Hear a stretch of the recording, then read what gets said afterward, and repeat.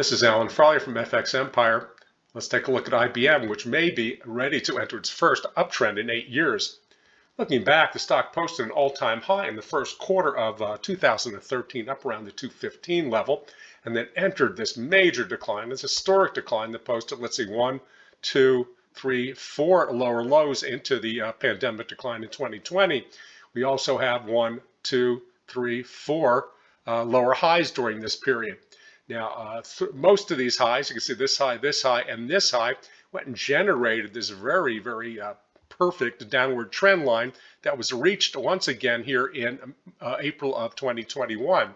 Now, taking a look, you can see the stock is just ground up right against this red line here, and that's really bullish. It shows that sellers aren't coming in to knock the stock down, and this is probably because the IBM is scheduled to spin off its legacy operations in the fourth quarter, and it's been on an acquisition binge, buying a ton of these smaller fintech companies so that a new core company can command a much higher price to earnings ratio.